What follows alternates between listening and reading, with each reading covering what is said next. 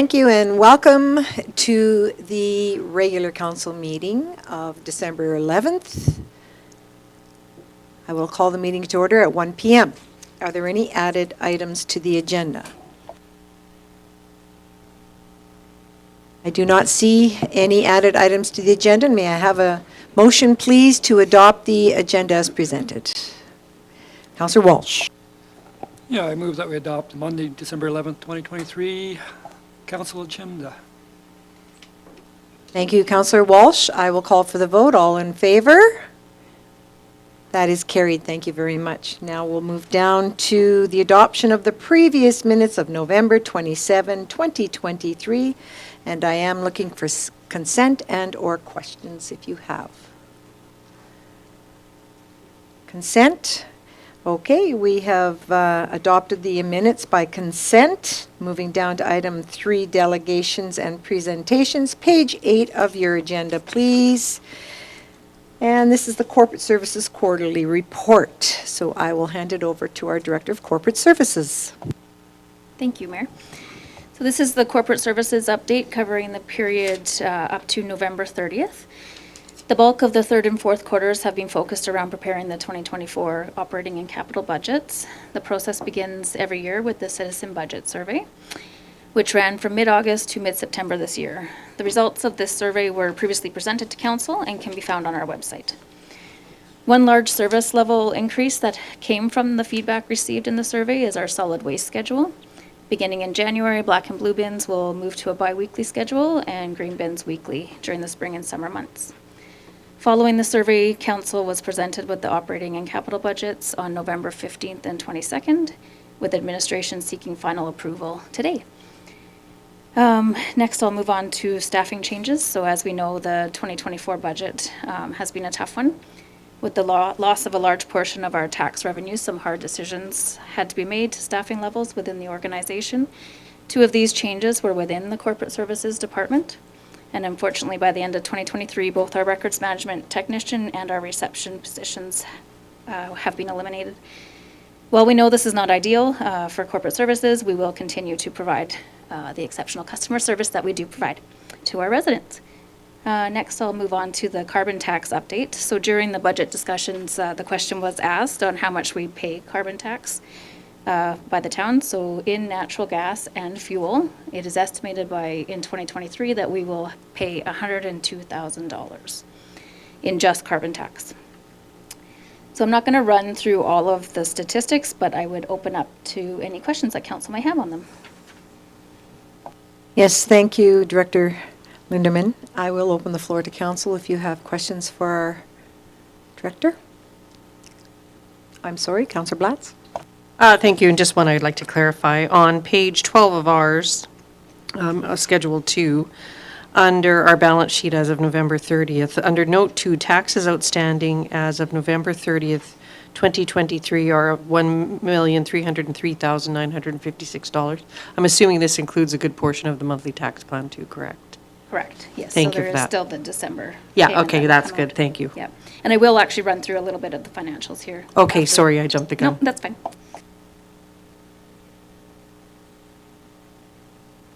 Hey, are there any further questions before we move forward? All right, I'll send it back to Director. Thank you. So just a quick on the financials, as of November 30th, we are 92% of the way through the year. Our operating budget is 76% spent and the capital budget is 63% spent. As always, I will mention that no year-end entries have happened yet, and so that includes your transfers from reserves, to and from reserves. And our invoicing does lag slightly, so those numbers may change. I also do want to highlight again that we are facing a significant loss in our water and wastewater areas of our operating budget. So once those final numbers are in, this will be brought to Council on a transfer from reserves to fund that. And now I would open up to any questions on the financials. Thank you. One more opportunity for questions. Councillor Ryan.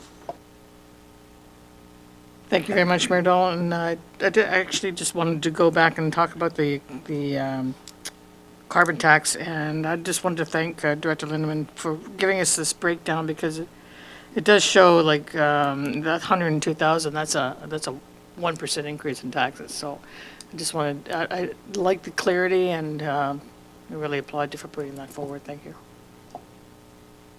Yes, I concur. Did you have a question, Councillor Daly? I do. Thank you, Mayor Dahl. Through you to Director Lindeman, you mentioned a 63% expenditure of the capital budget.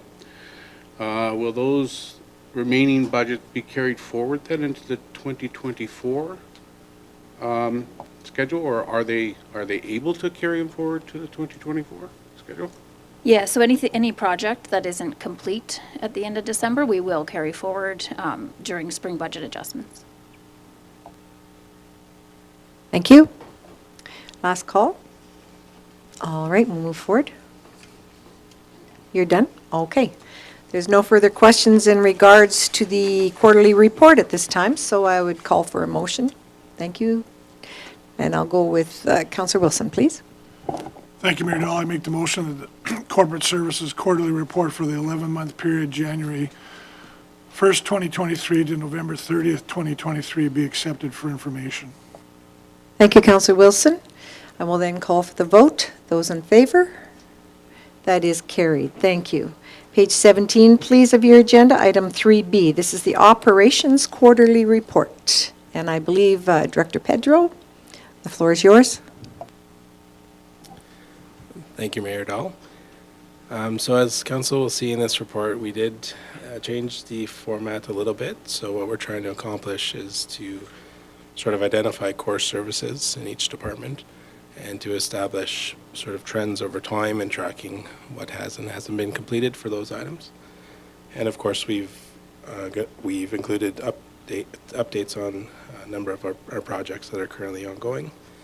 And you will notice on most slides, we did tie in these strategic objectives as well. So just in order to bring our focus on what we're doing and tying it back to council's overall strategic plan.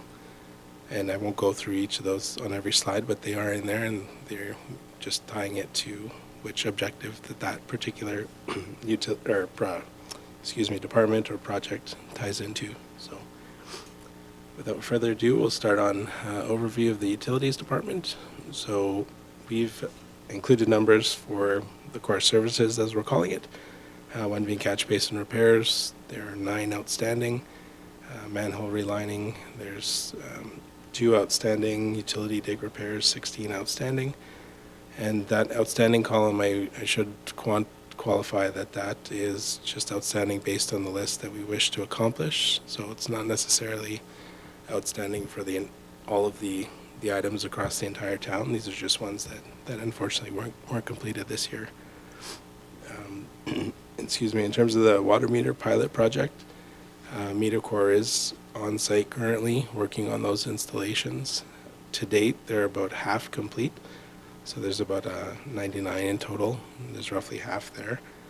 We have completed all staff training for that software, and it has proven to give us some interesting data. Obviously, a lot more data than the previous water meter system and software that we used. So I think it's going to be interesting to see going forward how that works out for us. And of course, along with that, there's an antenna installed on the fire hall in order to do those reads. And then the other program in utilities is just the hydrant and sewer flushing program, and all those hydrants have been flushed and are now winterized. So moving on, as Director Lindeman alluded to, we just wanted to provide an update on the water loss and I&I numbers. And this is just a straight copy paste from the spreadsheet that we maintain internally. And we can see that our water loss is roughly 32%, and our wastewater loss is roughly 43% there. So hoping that our improvements will have an effect on these numbers going forward. Moving on to our 2024 strategy. So just wanted to give council a bit of a direction on what the plan is for next year. Now, a lot of this is going to be focused on data collection to make informed decisions, as I like to call it. So first one being completion of the vapor test repairs, and there is a slide in here where we provide that update. And then analysis of the water meter program, as I alluded to earlier, and hopefully leak detection within those water meters is effective and helps us out there. We are bringing in a more advanced leak detection. It's a type of acoustic detection, but uses different sensors that aren't typically used in the standard acoustic testing methodology, so we are bringing them in. Sanitary sewer inspections to identify and perform relining. So we currently do sanitary sewer inspections. However, we're going to take a more targeted approach, and that will help us isolate certain areas that need to be done in higher priority than other areas. And so we are working on a whole procedure for that program as well. We are doing an enhanced manhole inspection and relining program, again just featuring an improved procedure, identifying specific items we're going to look at when we are assessing those manholes, and then that'll better inform what manholes we're going to be relining for next year.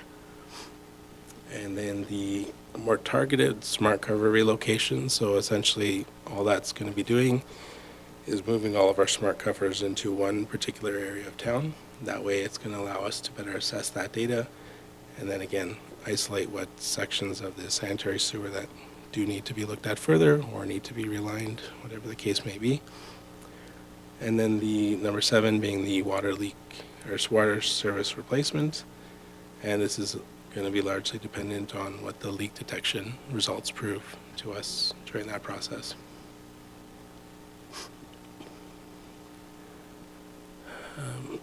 So this is an internal spreadsheet we decided to share with council. I don't recall if you've ever seen this historically, so I'll give a bit of an explanation. So the blue is the precipitation levels in town. The red is the ratio that we call it, and it's just the number 1. And so that green line is the water to wastewater ratio. So it's the comparison of the water that we purchase from the Water Commission versus the wastewater that we send back into the wastewater line. And so it's interesting to see that number in comparison with the rainfall data. So it is fairly close to rainfall numbers. And so this is just an internal spreadsheet that we're using right now just to track those metrics. And in terms of vapor testing repairs, our crews have been quite active in this, so we've been quite aggressive.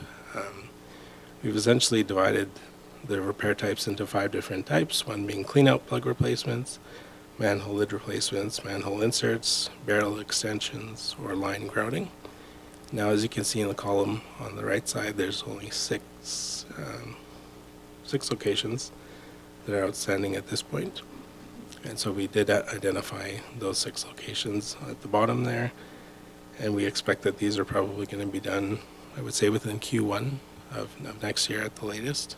So some of these just involve working with the private landowners just to complete those repairs. But overall, I'd say we're happy with the progress so far. Unfortunately, this is one of those things that you need quite a bit of rainfall to determine how effective these repairs are going forward. So hopefully we get that in the spring of next year.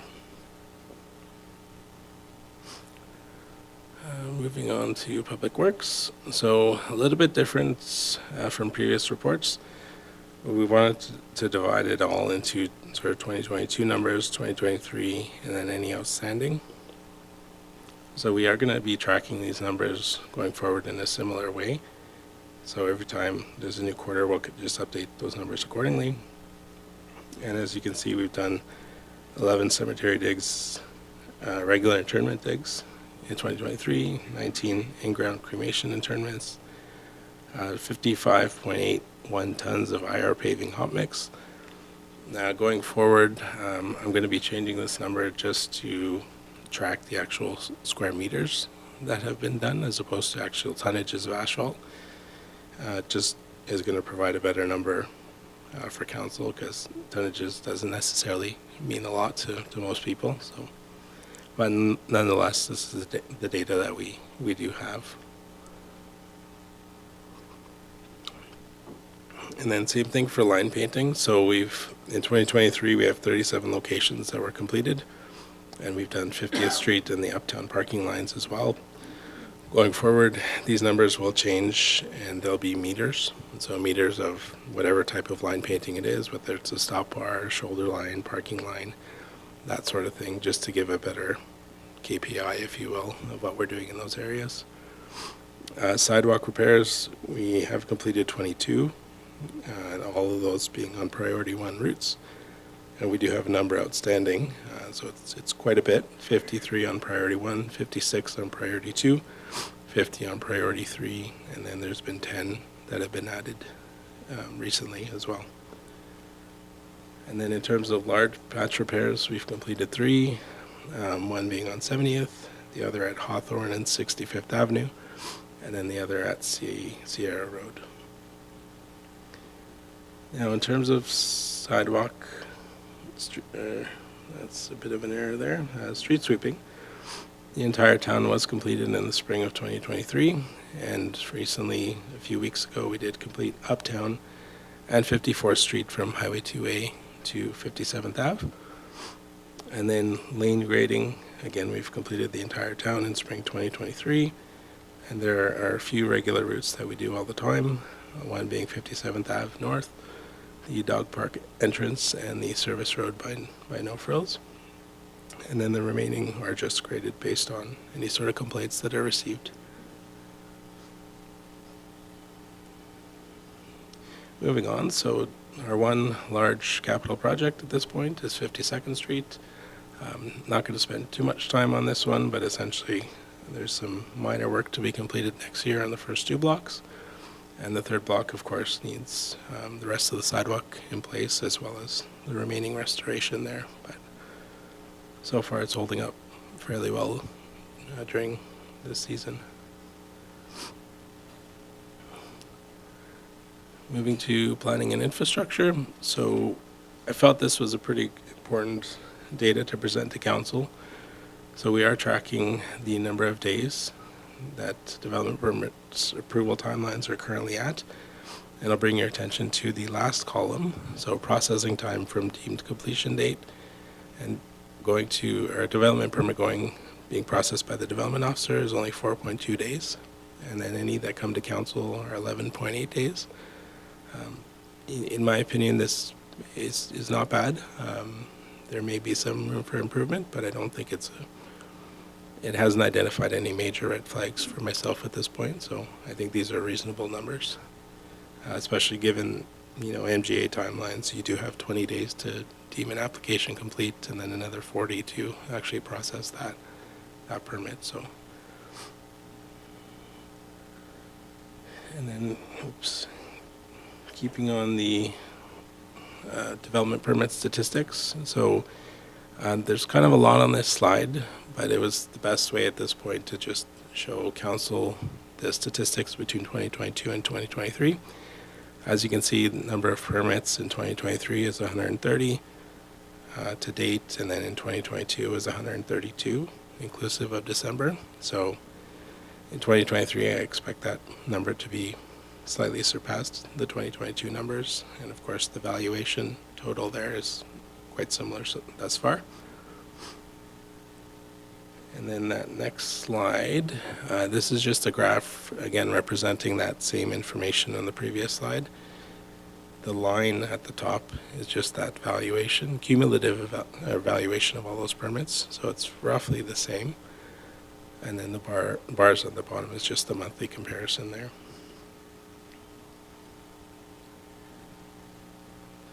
Now, same information for the building permit statistics. And so 2022, we had 23 housing starts and 106 permits. 2023, we're at 27 housing starts so far and 105 building permits issued to date. And then the next slide is the same type of graph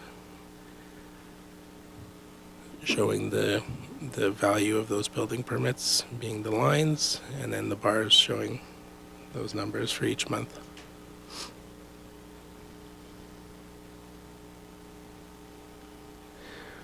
Report a problem. So this is one of those ones that we decided to break down into categories. Now I think there's value in determining, what number or percentages the report of problems come in for each department for. Now, that being said, in the future, I would like this to be expanded a little bit further. I think we can track better data in terms of, how many days it's taking to respond, that sort of information. So we will be doing that going forward. However, given the reported problem was just this new process was put in place back in 2022, there isn't a ton of data in there yet. So we will continue to build on that going forward. But as you can see, road issues being the bulk of our reporter problems, and that could be anything from a pothole or some sort of other road issue, but those by far are most common.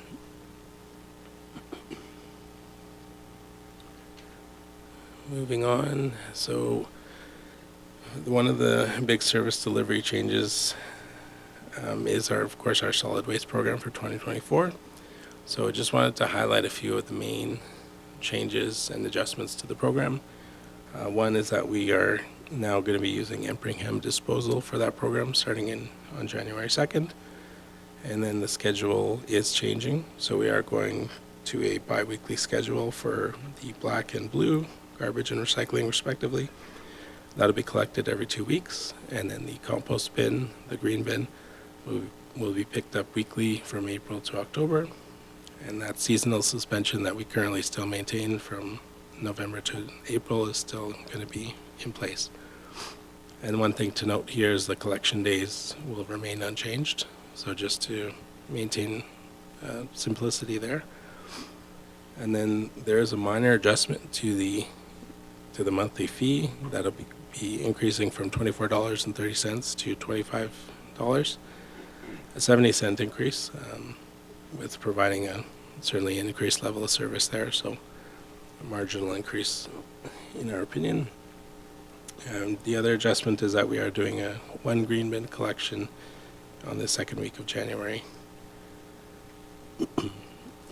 Eliminations from that program. So we have gotten rid of the community green bins. So residents or businesses will not have access to those as we are switching our to bi-weekly collection and increased frequency there. So, and then the other is the recycling center. At this point, the town has no plans to reopen that. And again, just because the increased collection of your recycling bin, in theory, that should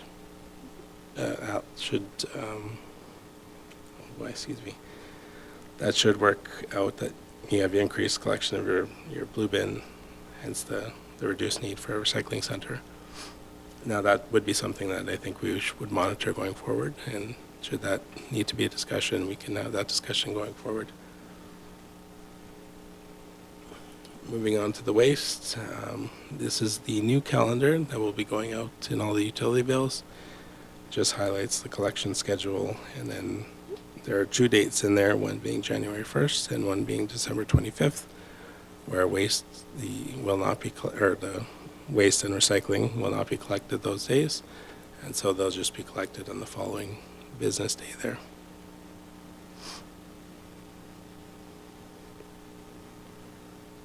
Okay, so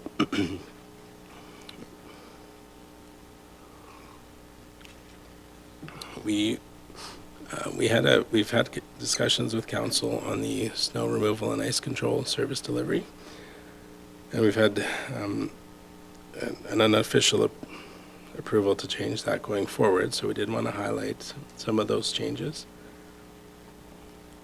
And so we've overall, in summary, there's no substantial changes to this program, but there's little tweaks to different service levels that we'll outline going forward. However, based on that 2024 budget survey, some were satisfied with the current level of service, but the majority said we should increase our investment in snow clearing.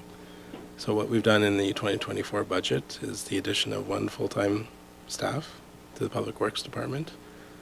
So that will certainly assist. And then we've had a $50,000,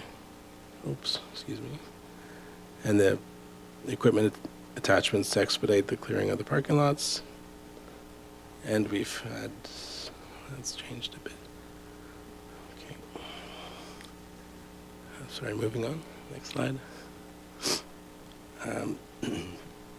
So in terms of service levels, we are currently maintaining the same priority routes as we do. So the purple routes, up-down core, red routes being the school routes, major thoroughfares, and the collectors, and the yellow routes being the secondary collectors, green routes being residential. And we've changed the activation levels. So on the purple routes, the clearing will commence within 24 hours of 10 centimeters of snowfall. The red routes clearing will commence within 48 hours of 15 centimeters of snowfall. The yellow routes clearing will commence within 4 days of 15 centimeters of snowpack being measured, or more than 30 centimeters of snowfall within a 24-hour period, or when driving has become difficult due to significant rutting or drifting. And along the green routes, clearing will commence within 10 days of 15 centimeters of snowpack being measured, or within 30 centimeters of snowfall within a 24-hour period, or again when driving has become difficult due to significant rutting or drifting. Next slide. And in terms of the sidewalks and trails, any sort of sidewalks that are adjacent to town-owned properties shall be cleared within 48 hours of 7 centimeters of snow falling. Remaining trails shall be cleared within 72 hours of 7 centimeters of snow falling. And then back alleys, they will essentially be prioritized on any areas that have significant drifting issues, or if there's issues for the waste collection trucks. And then in terms of the snow dump, we are adding a second snow dump on 54th Street adjacent to the OR Hedges Ball Diamonds. And then this is going to substantially reduce our travel time, especially on the purple and red routes, so they don't have to haul it back to the operations center area. Going forward, the big one here is snow clearing versus snow plowing. Of course, snow clearing involves more resources, takes more time, so there will be a conscious effort to snow plow wherever possible. And on the red routes, this will be most prevalent, given that there are boulevards and then there's minimal approaches or driveways that would be obstructed by the plowing activity. And we are going to be looking at utilizing various green spaces to pile snow, and we are currently going through the exercise of identifying those areas and actually mapping them out for our teams right now. In terms of ticketing and towing, this is only going to occur on the purple routes, which all are permanently signed, so there should be no surprises there. On all the other routes, the crews will just plow around all of the vehicles, and we're not going to be putting any effort into actually towing those vehicles on those routes. And now I will kind of add a number 8 and 9, and I apologize that didn't make it into the slide, but number 8 being sanding. So road sanding is going to be mainly done on an as-needed basis and is typically the most frequent winter maintenance response. And then the part about discretion. So with this new level of service, the operations manager is going to have the discretion to alter the response based on conditions. And this is going to be based on, for example, any sort of snow drifting based on the wind, any sort of freeze thaw considerations, or delaying any sort of response due to imminent snow events. So,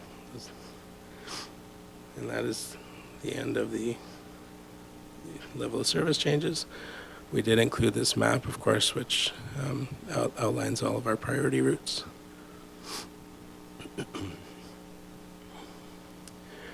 Moving on to budget.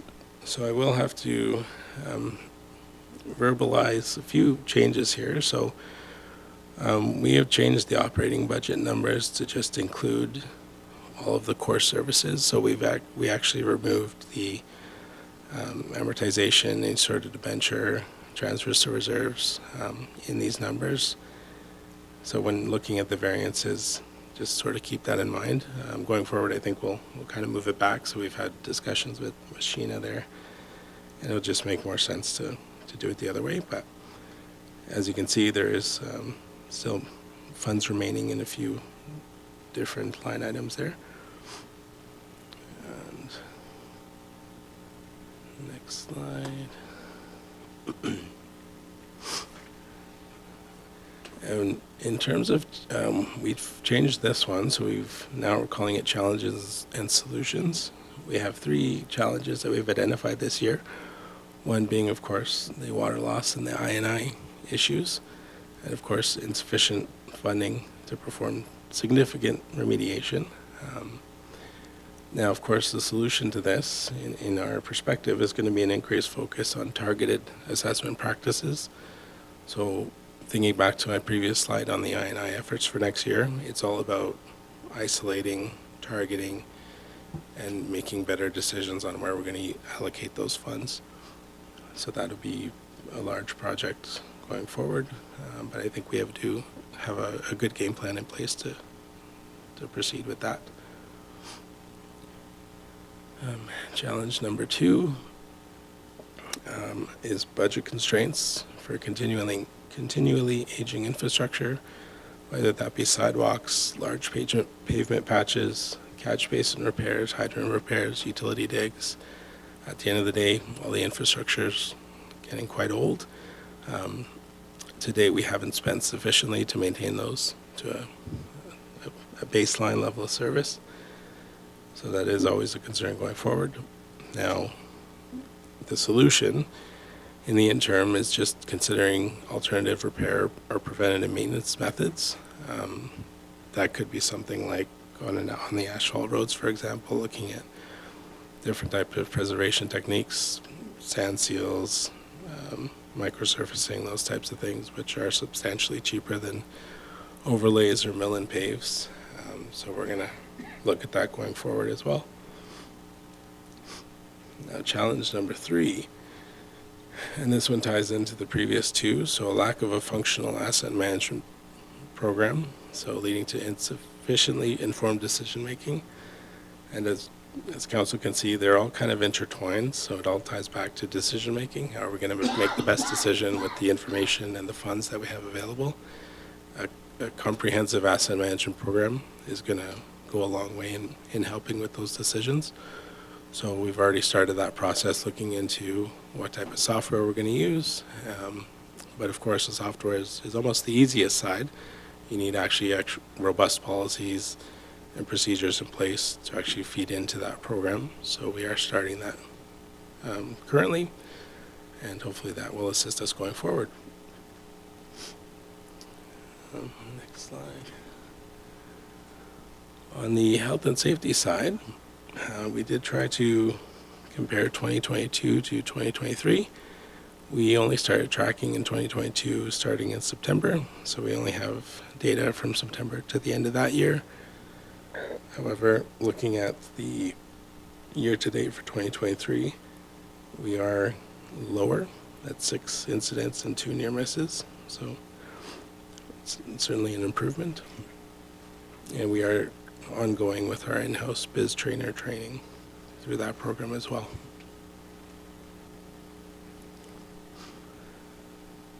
And last one, so what are the next steps or goals for your department in the upcoming quarter?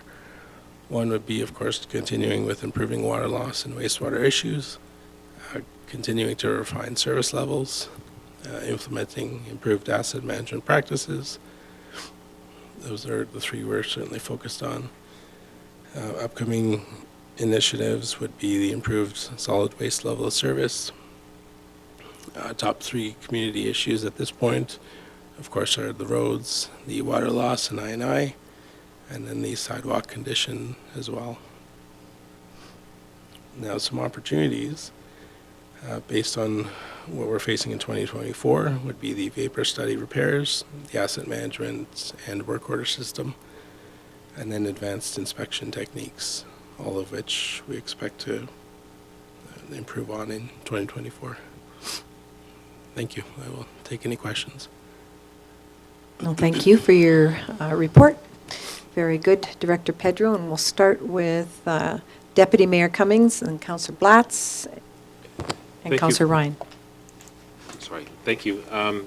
If we can go back to page 24 real quick. You had mentioned a couple of things that you wanted to change in the way you reported some of the KPIs for, say, IR paving, where you wanted to go to square meters instead of tonnage. I would ask too if there's some interest in changing the way we report sidewalk repairs from incidences to meters of sidewalk repair, because whether you did 22 repairs of 6 inches or 22 repairs of 12 feet, I don't know that. And even that at 53 outstanding priority 1 repair jobs, is that 53 meters or is that 500 meters or something like that? Gives a better idea of how much damaged sidewalk is actually out there and how much damaged sidewalk needs to be done and how much has been done. Just as a thought, the other question I have is on page 26, just a couple pages down there, which was the processing time for permits. I'm confused. When you talk about the processing time from application date, I get the differentiation between development officer and council because we are based on a once every or twice a month schedule and availability of council to do that. But the processing time from deemed completion date, that seems a little odd to me that those are different. The deemed completion date would be when the development officer and or council approves the permit to when it goes out back to the customer. Am I misunderstanding that? Because to me, that shouldn't be a differentiation between those two dates at all. I'm just confused. If you could clarify why there would be such a big difference between those two. So the processing time from the application date, so the application date and deemed complete dates are 2 separate dates. So I understand the application date, but it's the other. Sorry, just to clarify, it was the processing time from deemed completion date, the 4.2 days versus 11.8 days when it comes to council. My misunderstanding could very well be that the day we approve, that counter starts the day council approves it, or the day the development officer approves it, and the day it gets processed back to the customer. I might be misunderstanding that, but I just don't see, I don't understand. If you could explain to me why there would be such a large difference there. So the deemed complete date is when the application as a whole has all the information sufficient that the development officer or council can actually process it. So it's not the approval date. So I think there's perhaps a bit of confusion there. So we can get an application, say on December 1st, but it won't be deemed complete until we have all the appropriate information to process that application. So and then once that information's received, then that deemed complete date starts. And so that 4.2 days, for example, for the development officer, that's the average time that once those applications are deemed complete, because they have all the required information, that's how long it takes the development officer to process that application and get it back, that permit out to the applicant. If that makes sense. They're supplemented. Clarification. So what you're saying is that date, that counter, 4.2 or 11.8 days, starts the day the development officer believes the application is complete in information. And then it's the processing time for the difference between the time it takes a development officer to process that application and council to process that application. Me, I've got the development officer here, Director Pedro. Thank you for your time, and we'll just get her to explain.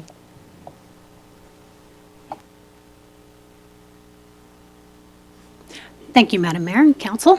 The applications that come to Council require a 14-day notification period. So when the application's deemed complete, the notifications go out. So the 14 days contributes to the 11.2 days, and the application isn't confirmed to be decided on until it comes to Council and there's a decision made. Thank you for that explanation, and thank you for your time. Are you done, Deputy Mayor? Yes. We'll move over to Councillor Blatz and then Councillor Ryan. Thank you, Mayor Dahl. Going a little further along a comment further to Councillor Cummings' first comment on page 24 with 53 sidewalk repairs as priority 1, 56 priority 2, 50 priority 3, 10, whatever. We know that we can't accomplish these all in one day, but is there any way perhaps maybe going forward, if there's capacity amongst our administrative staff to provide us what a total cost of that would be? You receive that in the last service level. We actually do have that. Oh, okay, good. Then I'll go back and refer to that. I wasn't sure if I'd read that or not. But I do have a comment or question, if I might. On snow removal, as far as priority routes go, I see that we have the road past 57th North past the hospital as a red route, and the Uptown Olds as a purple route, which is the first to be done.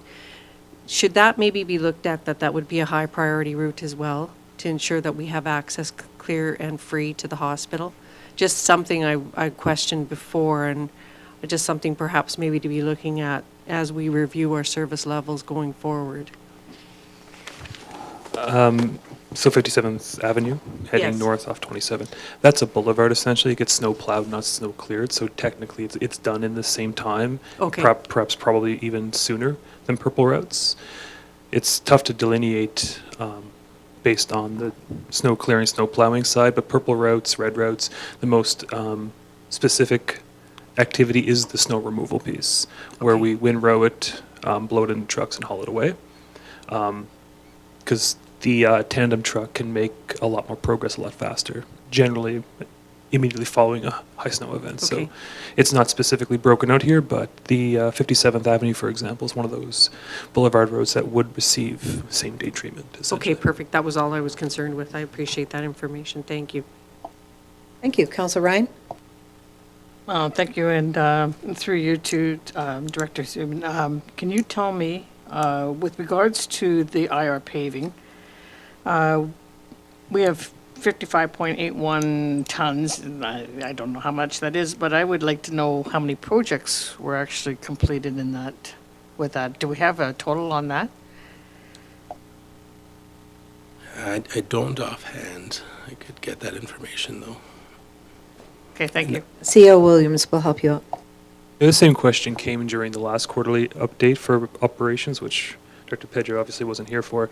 I believe it was in mid-August. We had about 38 projects, but what that's more is 38 locations. If you take the example I used at the time was around Smitty's, that road that leads to Shannon off of 27. That was one project, but had dozens of individual spots. So I'm guessing the final tally was maybe in the low 40s in terms of locations. But back to Director Pedro's, one of his original comments that one of the better metrics is to go off of perhaps linear meters repaired or something different than just tonnage. So Head, Councillor Ryan. Thank you very much. I appreciate going through the actual length, because that gives a better idea, but also if we could do a combo of the projects and how much that encompasses, I think it would be really good for our community to know how many projects are actually being done with regards to the IR paving. Thank you. Thank you. Councillor Wilson? Thank you, Mayor Dahl. And just kind of further to this focus on IR paving and so on, we also do cold mix repairs, right? So specific potholes, like the IR, in my mind, is more for a stretch of pavement, road pavement, but through the summer, spring, summer, fall, we're also, yeah, okay. But and we don't track that, though. So same thing with as with the IR, we track tonnages at this point. So we don't track specific lengths. Supplemental, go ahead. Or another question? Another question, if I may? You can, and then I will. Thank you. Through you to the director. Just on page 21, you talked about the 2024 strategy and water loss on I&I. And you've been part of discussions this council has had with some of our issues and constraints and funding and so on. But as far as the 2024 strategy goes in our discussions on the operating and capital budget, are there any other risks that would prevent executing and the deliverability of the 2024 strategy for I&I, other than the obvious funding and capital? And Generally, what we've got in our budget should allow us to execute the 2024 strategy. I would say so. There's always going to be some level of risk. For example, offhand, I could see the advanced water leak detection, for example. If that doesn't prove to us where certain leaks are or doesn't identify a leak where we intended it to identify, that certainly could push things back. The water meter pilot program is another one, depending on how good that system is. Is it able to help identify leaks through their sensors? Remains to be seen at this point. We're cautiously optimistic. So I think from the data collection side, I think that's probably the highest risk. But given our plan and the funding available, I think we could, assuming all goes well, we could get through it all. Thank you. Councillor Daly? Thank you, Mayor. And I'm going to go back to the map with the color coding of the routes on there. And there was a comment that I heard in the past week, and just touching base with Director Pedro on whether what we have for school bus routes, which I believe is the red, is the emergency and school bus routes, match up with what Chinook's Edge now has for school bus routes as well. Because I heard that there was some discrepancy on some routes weren't getting plowed last winter because of a change in their schedule. So just comment to Director Pedro. Actually, we'll get C.O. Williams to answer that. Yeah, so I'm not sure if Adrian had the, because this came up after last winter. The red roads aren't school bus routes necessarily. They're high priority routes essentially. The school buses go to many more streets than this to pick up kids. These are the main routes the arteries taken to get to the schools. So you will find dozens of other streets, cul-de-sacs, crescents, where the school bus actually drives.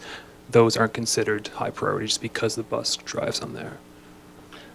Supplemental then, just in our package here then, that, and again, my fault for assumption is that down below in the legend, you know, red line, red route, I was assuming that was emergency vehicles and bus routes, just because there's no explanation of what a red route is. So for my own information, it would have been nice to have a little bit of explanation, and maybe that might clear up the public's perception of this legend as well.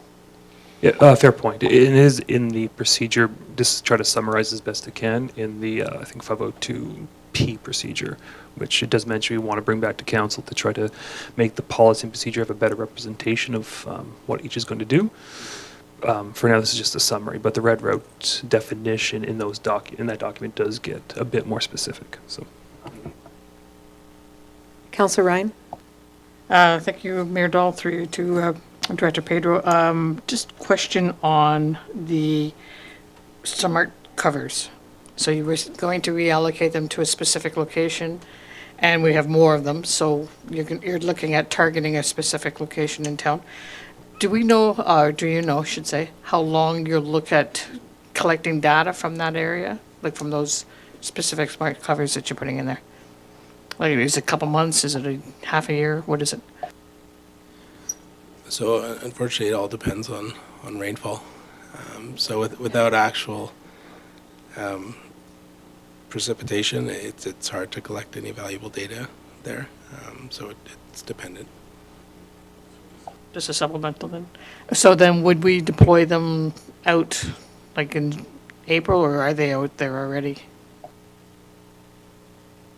The current ones are out there, and then we have on order for early next year the additional ones. So yeah, we'll be moving them all probably early next year, spring next year.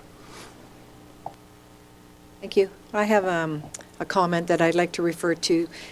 It's in regards to page 27, development permits for 23 institutional, and also the building permits on page 29 for institutional. Very busy time for institutional, and I'm very happy to see that, but could you share a little bit about, perhaps our development officer could, of what's going on in that area?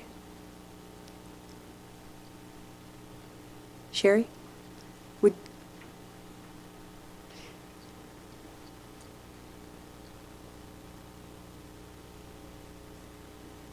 very busy for the year.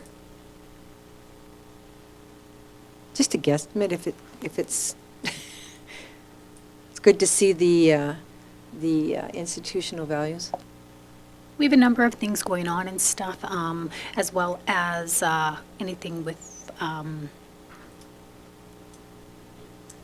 think she's looking at these numbers. Those numbers? The Okay. institutional, just because she feels it's bigger this year.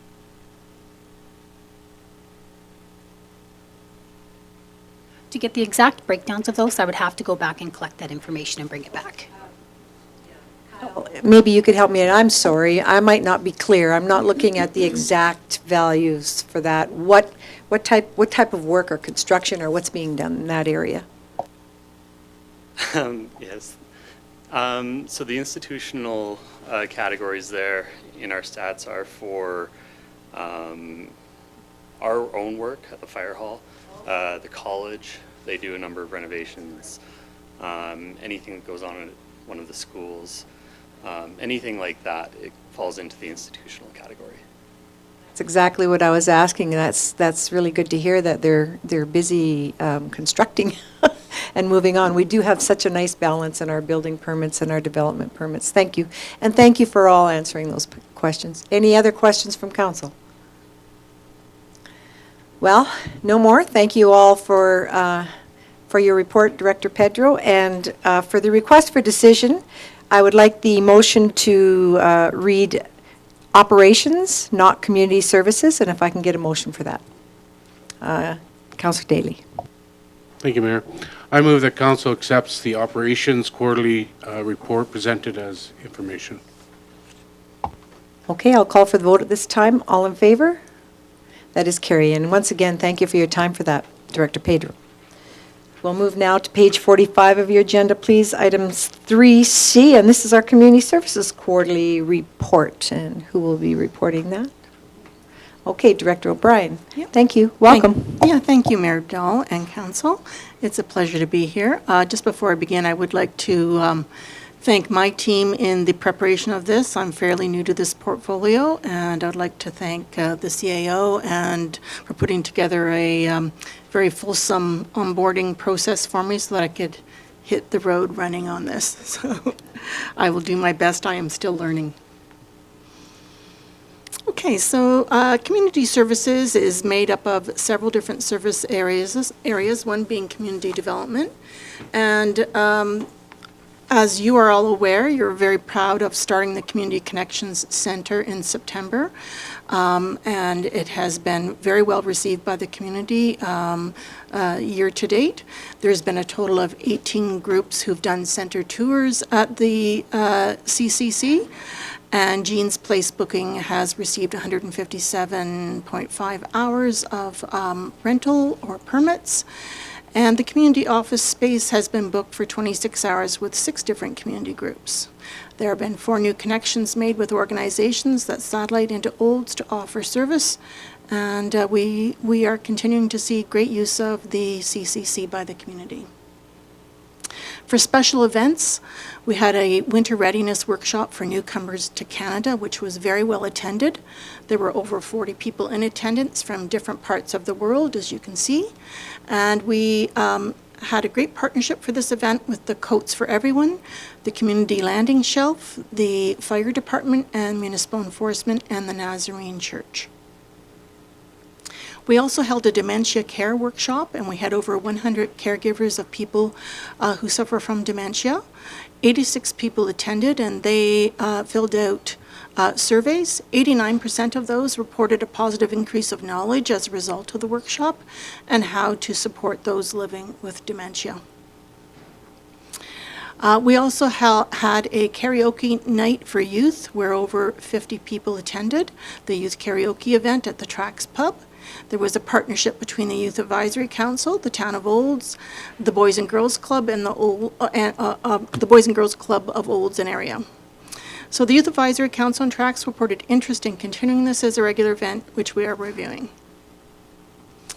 FCS FCSS Alberta, they went to a provincial conference, and 2 of our staff actually presented at this conference. We had 2 community facilitators attend, 1 Boys and Girls Club of Olds attend, and 1 community outreach coordinator attend. All 3 of our staff who attended the conference presented at sessions. Sorry, I said 2, there were 3 that presented. The session 1 was on ageism and documentary and discussion. Session 2 was on youth program sharing, and session 3 was entitled Unicorns of Unity, which was a staff motivation. FCSS West Central Region planned the conference this year, and 2 of our staff sat on the planning committee. Underneath the area of community development, looking ahead for the Community Connection Center, December 12th, we're having an interagency quarterly meeting at Jean's Place. January 16th, there'll be a senior interagency meeting. And with the 2024 FCSS grant applications, we're currently reviewing those, and recommendations will be made to council in January 2024. We are very fortunate to have volunteers at the front desk of the Community Connection Center who work Monday to Thursdays, and we're very appreciative of their reception duties there. January, we have a monthly volunteer event planned, and the goal is to connect volunteers that we're going to highlight with monthly organizations doing those. There is an opportunity as knowledge of the center grows and demand for our services will likely increase, possibly an increase on resources required, partners, and funding, but that's a good problem to have in our community. Special events, volunteer appreciation event will be planned and is underway for April 2024, and there's also planning for Canada Day has been initiated already. With cemetery administration, spring cemetery cleanups are already pre-planned and initiated. And the Sunshine Bus January promotional campaign is underway, resulting in new marketing materials, which will come out to increase ridership and access. And we're reviewing the whole way in which the Sunshine Bus operates currently with staff. Underneath community development, the cemetery, we're very pleased to report that the new columbarium units were installed in November. And year-to-date report, we've had 23 columbarium niches and 16 burial plots. Year-to-year statistics indicate that the cemetery business continues as a popular choice. So regular interments, you can see there that from 2022 to 23, the regular interments are increasing. The in-ground cremation interments actually just saw a little bit of a decrease there. The columbarium interments showed a double increase. So you can see that more people are choosing columbariums as their choice for burial.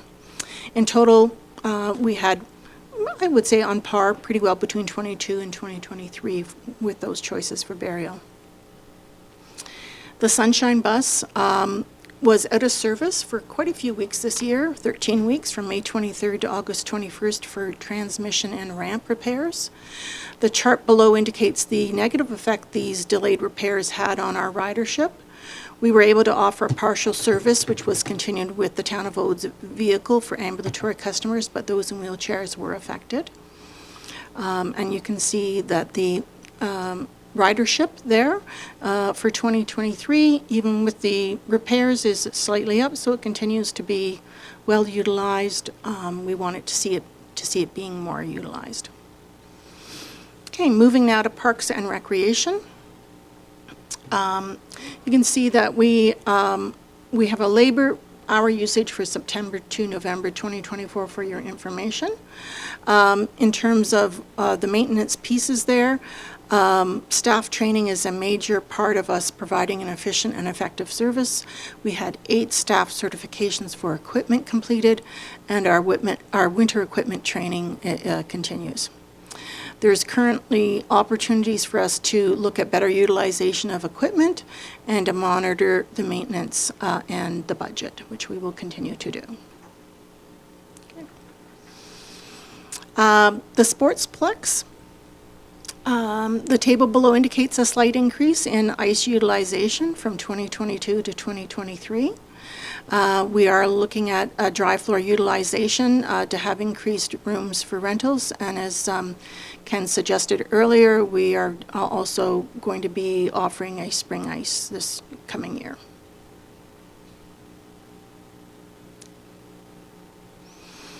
Aquatic Center stats. You can see that the total participation rates and revenues were slightly down, probably likely due to the large closure we had around the pool renovations, the closure there. But even with that, you can see that participation levels are good. Post-renovation startup, really great to see that as soon as we opened, we had a clientele that's very dedicated to using this pool, and we had almost $2,000 in revenue and passes and lessons and rentals on the first day from a loyal clientele.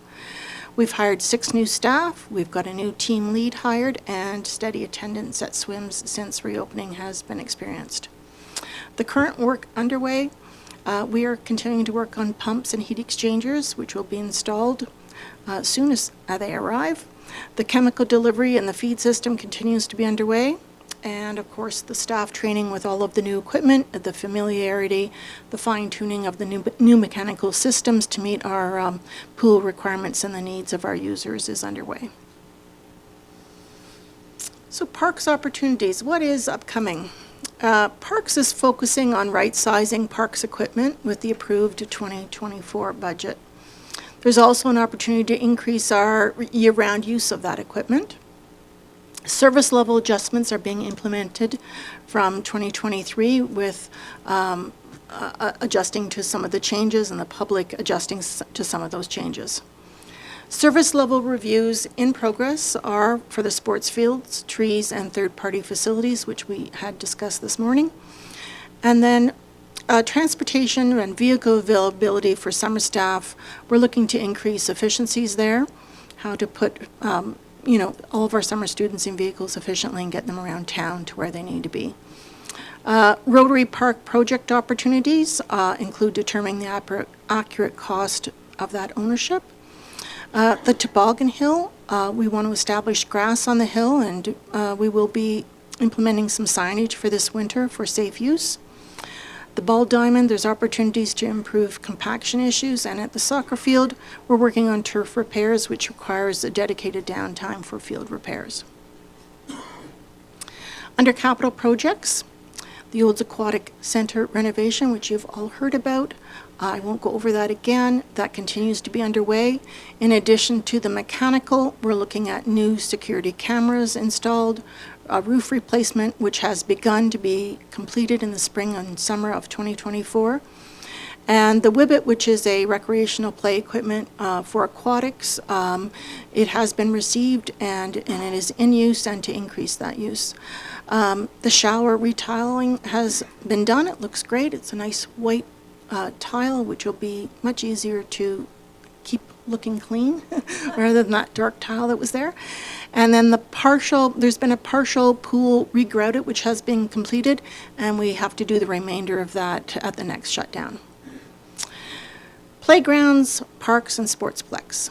For playgrounds, the Rotary and Kiwanis and the Jean Statham Park have been completed. At the sportsplex, we've had the score clock sound system upgrade and mechanical replacements completed. And then we've had protective netting for ball diamonds, poles done, and netting will be installed in 2024. Under facilities, just general facilities, updated security cameras at the arena was completed in October 2023, and the discussion and decision with council on further security needs at other town facilities will happen this year. So just as a budget summary, that's kind of where we were in 2023. We have in the Aquatic Center about 57.7% remaining. In the Sportsplex, about 21%. Parks has overspent by about 7%. And then the sports field has about 76% remaining. And we still have another month's inputting to do there. So that's the overall budget summary. It looks on target overall. And I won't go through each number, they represent themselves there quite nicely. Health and safety, you can see that our incidents were reported are up from 2022, while near misses have been decreased over the same period. Overall, we've seen a slight increase in reported health and safety incidents and near misses. That actually can be a good news story. Means that actually staff are feeling really comfortable to report, and the fact that near misses have decreased is showing that the training is working. So that's about it. Thank you very much, Director O'Brien. Did I miss, when are we going to be, or are we opening winter outdoor rinks? I thought Director Andrew would like to answer that. Thank you. Thank you, Your Worship.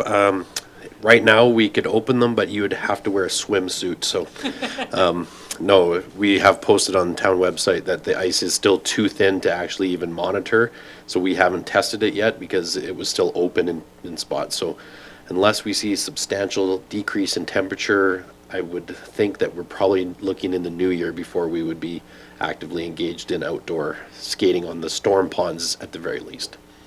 About flooding for the new arena, outdoor, Centennial Park.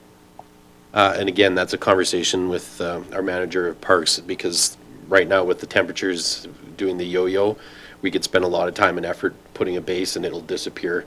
So I don't think we're there yet, but I don't want to speak for him if it's contrary. Great, that's good information. People are just asking me, so at least they can either hear it through media now, or I'm sure we'll update them and they can go to the website. Any further questions? I'll start over here, Deputy Mayor Cummings, and then we'll go to the other side. Thank you, Madam Mayor. So throughout the presentation, we had a couple of talks about the pool and the work that was completed with the pool, the work that is in progress on the pool, work that might get done in the spring for the pool, all under the same auspice of this one project. We talked about that this morning in our service level review as well, about the pool. Sorry? Okay, whatever, I'm confused. I'll just continue where I left off. So this brings to mind here that projects of this nature, I think that we're seeing a problem in getting them managed properly. And I don't want to point that out to this administration, blaming administration for not managing the projects well. Just that the profession of the project manager is lacking in these programs. And we see this, I'm going to use the pool as an example because of the, what we call these days, the supply chain issues shouldn't have occurred the way they did. If the developer or the project construction company knows that they can't get the parts, shutting the facility down 2 months early seems a little ridiculous. We're still waiting on parts to complete that project. We're still, it just doesn't seem to have that project management professional. Excuse me? Sorry, I didn't hear what you were saying. What I'd like to see in the future is a mandated into policy that any project of a certain size have included within it funding to cover the cost of project management professionals. I just said that, I don't know why I'm saying it again. And I'm using the pool here at this opportunity because we are talking about the pool a lot today as an example of a project that isn't being managed properly. I'm not sure where we can introduce this idea of putting into policy that all projects of a certain size need to have a project management professional involvement, but I would like to see that move off into the future. I'm not even sure if this is the right time to bring it up, but the pool was well, we talked about the pool and the deficiencies of the operation of the pool project, and this is the solution to that. If we can't talk about the solutions to a problem when we're talking about the problems of a problem, when are we supposed to talk about it, right?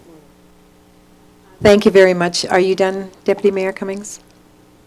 That was a question. Thank you. I'm sure administration's got that question. We'll move on to Councillor Wilson.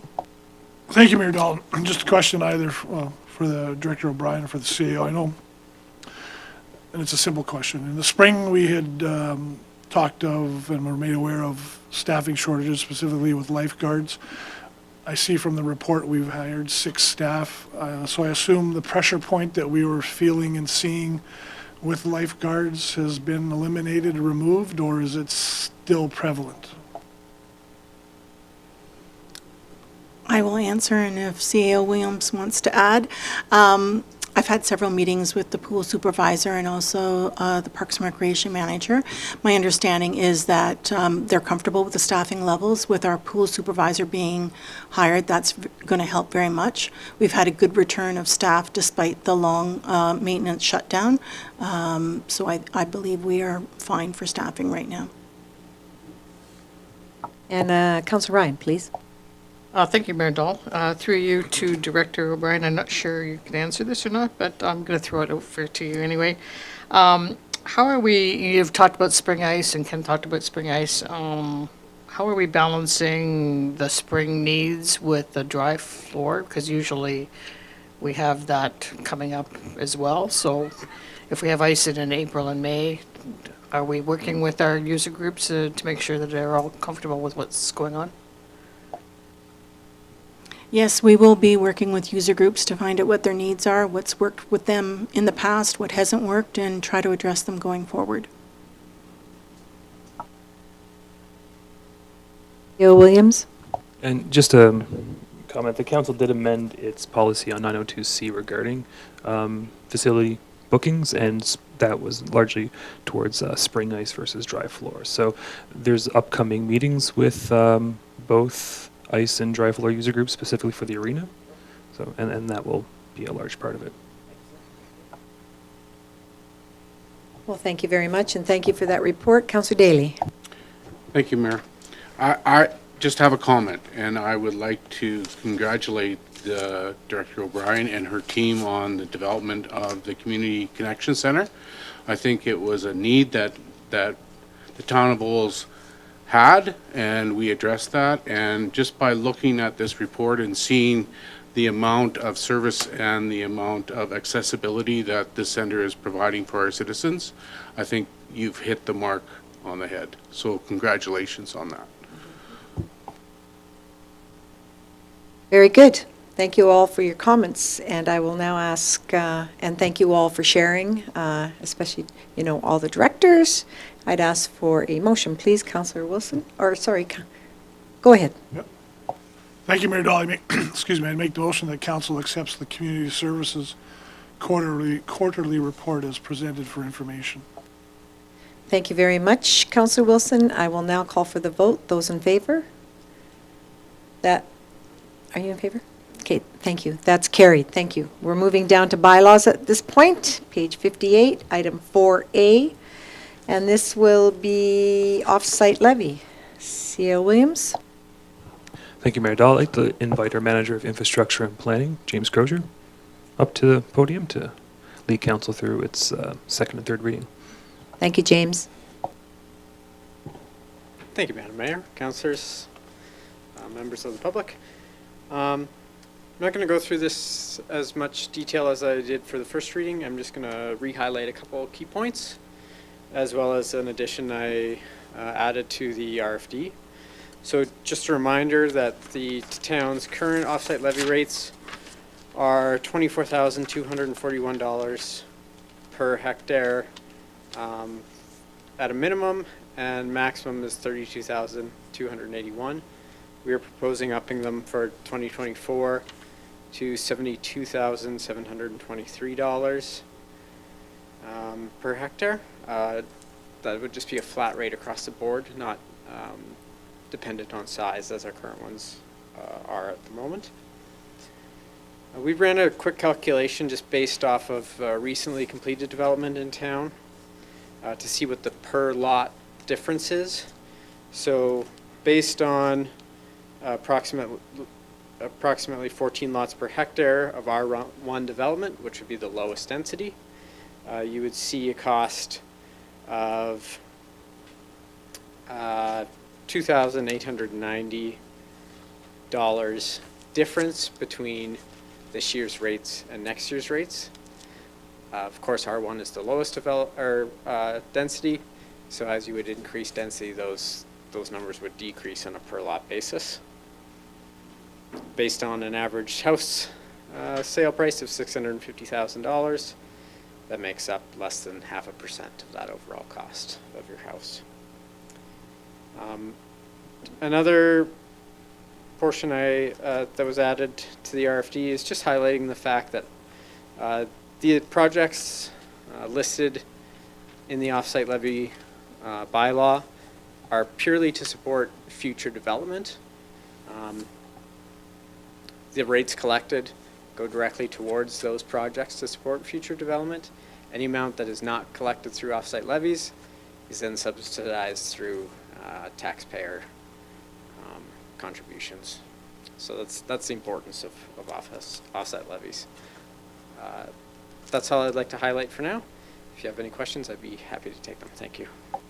Thank you. You can sit down if you like, or I'll just start with questions. We have no questions.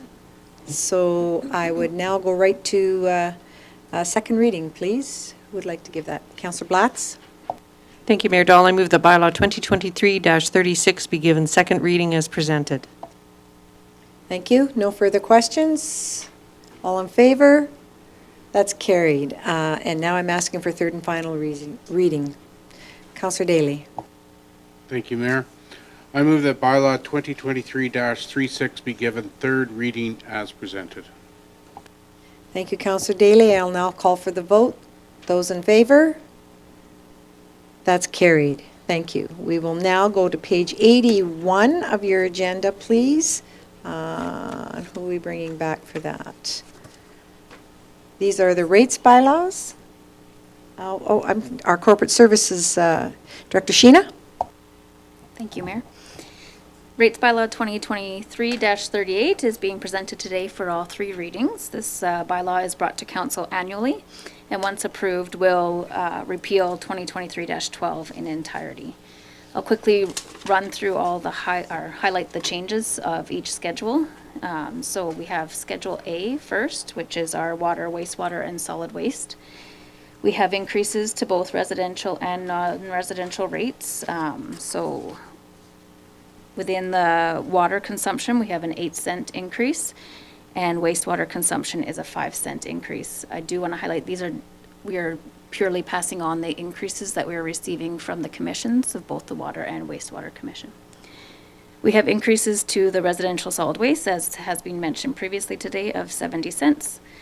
And then increases to the solid waste replacement. An additional bin is going up by $22, and this is just to keep in line with what we are actually paying for the bins. Moving on, we have Schedule B, Fiscal Services, an increase to the tax lien. This is, we are charged through Alberta Land Titles when we put a lien on a property, so just increasing that fee to what it is costing us. Schedule C, we have increases to the cemetery rates. As can be seen kind of underneath here, the asterisk area, we're adding a perpetual care fee of $400 to all of the lot fees, and then increases to the grave opening and closing costs. Moving on. There are no changes within the Schedule D Sportsplex rates. In planning and development, we have increases to fees for the certificate of title, special meeting requests, demolitions, variances. The utility excavation, this is a security that we collect, so those have increased, and the appeal request. We've added a fee for lot consolidation, and then removed fees for that related to the SDAB. Next, we have Schedule F, building and permit fees. There are no changes in this schedule. Under fire, we have increased our response rates fees third and subsequent false alarms and the fire training facility fees, and added rates for specialized fire training within there.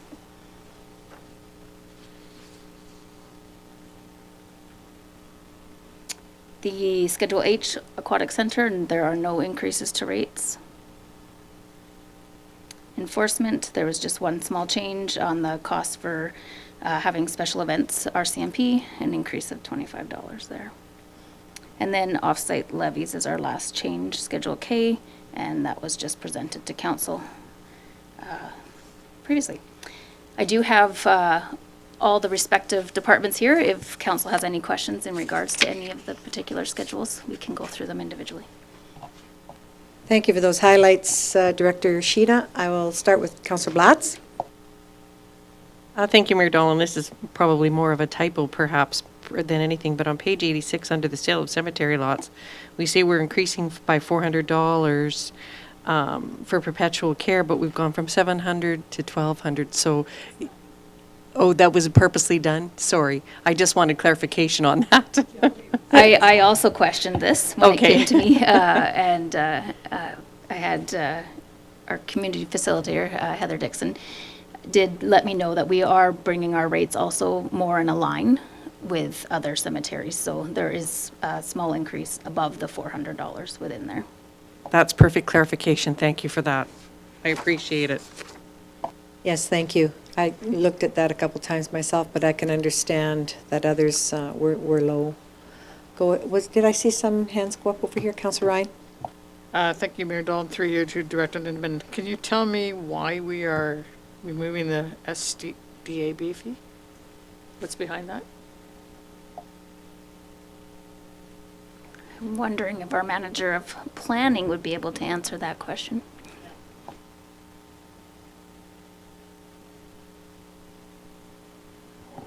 So the SDAB, unless I'm wrong, no longer exists. So those fees are removed.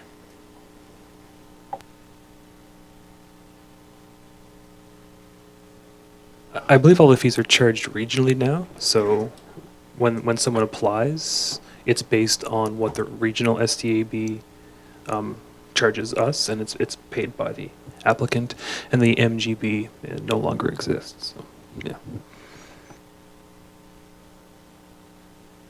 Thank you for that answer, and Councillor Wilson? Thank you, Mayor Dolan.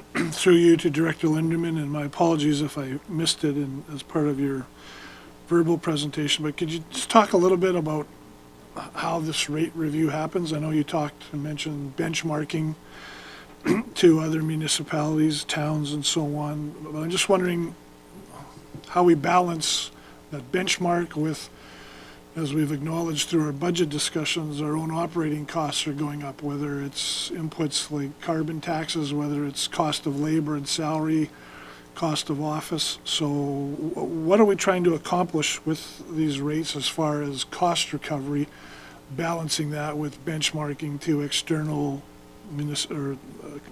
comparable municipalities? Thank you. So I'll just stick with maybe Sportsplex and Aquatics as examples, and hopefully get to your question just around our theory. We do collect rates for both of those facilities, ice and pools, from other communities like our size, Highway 2 corridor, for example, Blackfalds, Penhold, Innisfail, and that's how we try to stay within that threshold, plus minus 10%.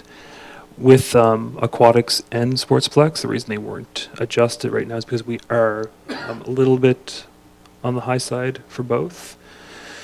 So that is how we benchmark right now.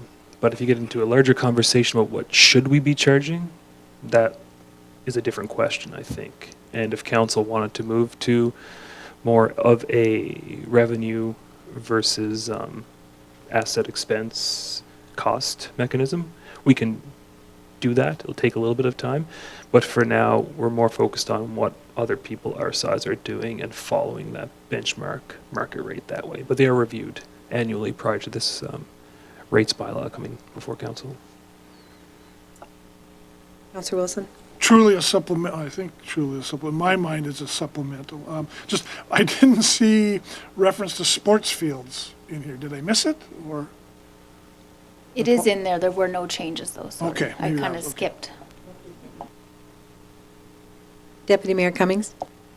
Thank you, Madam Mayor. So I just have a chain of questions, I guess, depending on the answers. Although we can have all of these items in a bylaw, is there a requirement to have them all in the bylaw? And there's a reason I'm asking the question is, in my mind, there's two options here. Are we really getting into the weeds of how administration should administer the pools, the sports fields and stuff like that? And could this simply be a policy that we say this is the way ahead, and you set the prices as per, and I like to steal a word or name or a couple of references from Councillor Wilson here, to be nimble and agile in the way we price things. This doesn't seem a really nimble or agile way for administration to deal with the cost recovery.